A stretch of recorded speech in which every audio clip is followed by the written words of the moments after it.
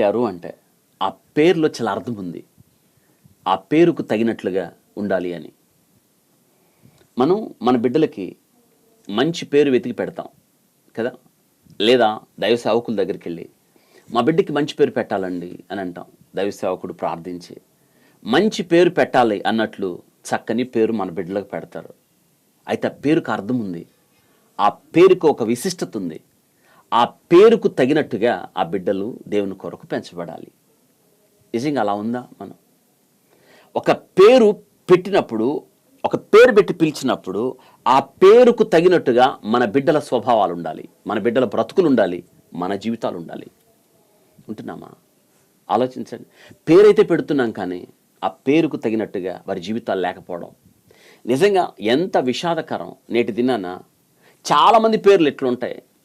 దావీదు అన్న పేరు పెడతారు, డేవిడ్ అన్న పేరు పెడతారు. దాని అర్థం ఏంటంటే ప్రియుడు, దేవునికి ప్రియుడు అని అర్థం. కానీ ఇతనేం అలా ఉండడు.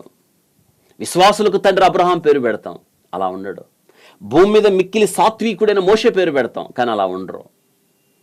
నిజంగా ఆలోచించండి. స్వభావం ఆ పేరుకు తగినట్టుగా ఆ స్వభావంలో మనం ఉండాలి. మొదటి యోహాను పత్రిక 3వ అధ్యాయం 1-2 వచనాల్లో మనము దేవుని పిల్లమని పిలువబడినట్లు తండ్రి మనకెట్టి ప్రేమను అనుగ్రహించునో చూడుడి, మనం దేవుని పిల్లలమే. చూసారా, దేవుని పిల్లలు అని పిలిచాడు దేవుడు. మరి దేవుని పిల్లల్లాగా మనం ఉంటున్నామా? దేవుని గుణగణాలు మనలో ఉండాలి కదా. మరి తండ్రి యొక్క లక్షణాలు బిడ్డలో ఉంటాయి. తండ్రి యొక్క స్వభావాన్ని మనం బిడ్డలో చూడగలగాలి కదా. మరి తండ్రి ఒక దిక్కున బిడ్డ ఒక దిక్కున ఉంటే ఎలా సాధ్యం? ఇక్కడ తండ్రి మనకెట్టి ప్రేమ అనుగ్రహించునో చూడుడి, దేవుని పిల్లలమని పిలువబడినట్లు. మనం అంటే దేవుని పిల్లలమంట. మరి దేవుని పిల్లలమైనప్పుడు ఆయనకి తగినట్టుగా బ్రతకాలి కదా. మనకి ఆయన ఇచ్చిన గొప్ప పేరు ఏంటంటే దేవుని పిల్లలం. దేవుని పిల్లలం మనమంట. ఆయన తండ్రి అయితే మనం ఆయన పిల్లలం. బంధుత్వంలో మనం ఏమవుతాం? ఆయనకి పిల్లలు అవుతాం. దేవుడు ఇంకొక మాట చెప్పాడు, ఆయన పరిశుద్ధుడు కాబట్టి మనం కూడా పరిశుద్ధులం. అంటే ఆయన పరిశుద్ధతలో మనం కూడా పరిశుద్ధులం అవ్వాలి కదా. మొదటి కొరింథీ పత్రిక 1వ అధ్యాయం 2వ వచనంలో కొరింథులో ఉన్న దేవుని సంఘమునకు అనగా క్రీస్తు యేసునందు పరిశుద్ధ పరచబడిన వారై పరిశుద్ధంగా ఉండడానికి పిలువబడ్డాం. పరిశుద్ధతలో మనం పరిశుద్ధులం, బంధుత్వంలో పిల్లలం. ఆయన పరిశుద్ధుడు కాబట్టి మనం ఇప్పుడు పరిశుద్ధం. ఆయన తండ్రి కాబట్టి పిల్లలం, ఆయన పరిశుద్ధుడు కాబట్టి మనం కూడా పరిశుద్ధులం. మొట్టమొదట అంతియోకలో శిష్యులు క్రైస్తవులుగా పిలువబడ్డారు.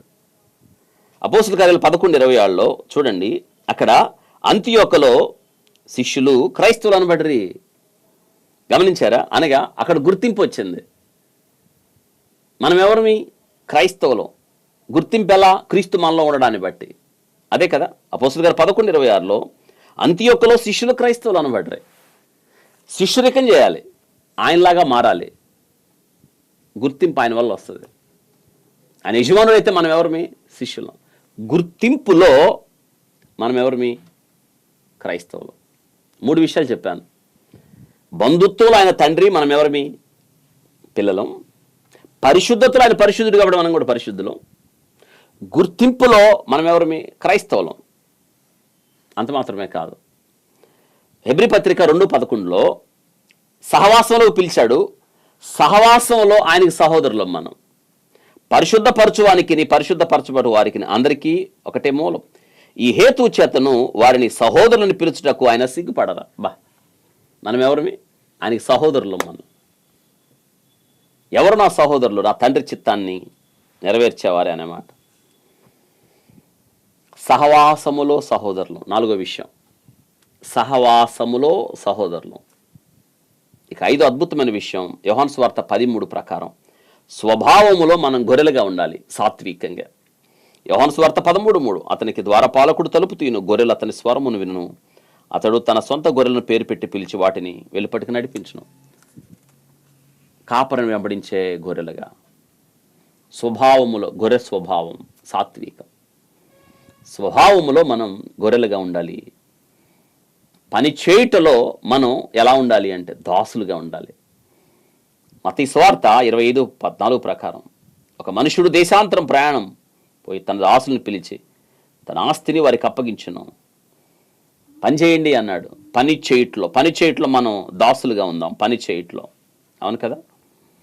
చివరికి ఇంకో మాట, యోహాను సువార్త 15 ప్రకారం జత పనిలో క్రీస్తుతో పని చేయట్లో ఆయనకి స్నేహితులుగా మనం ఉందాం. దాసుడు తన యజమానుడు చేయదాన్ని ఎరగడు గనక ఇక మిమ్మల్ని దాసులని పిలవక స్నేహితులని పిలుస్తున్నాను అన్నాడు. కాబట్టి జత పనిలో మనం ఎవరిమి? స్నేహితులం. కాబట్టి అర్థమైందా? ప్రభు మనల్ని ఎందుకు పిలిచాడంటే బంధుత్వంలో పిల్లలం, ఆయన తండ్రి, మనం పిల్లలం. పరిశుద్ధతలో పరిశుద్ధులు అంటే ఆ పరిశుద్ధతలోనికి మనకు పిలిచాడు కాబట్టి ఆయన పరిశుద్ధుడు, కాబట్టి మనం కూడా పరిశుద్ధులం. గుర్తింపులో క్రైస్తవులం, సహవాసములో సహోదరులం, స్వభావములో గొర్రెలం, పనిచేయట్లో దాసులం, జత పనిలో స్నేహితులం. ఈ చక్కని 7 అనుభవాలలో మనం ముందుకు సాగుదాం.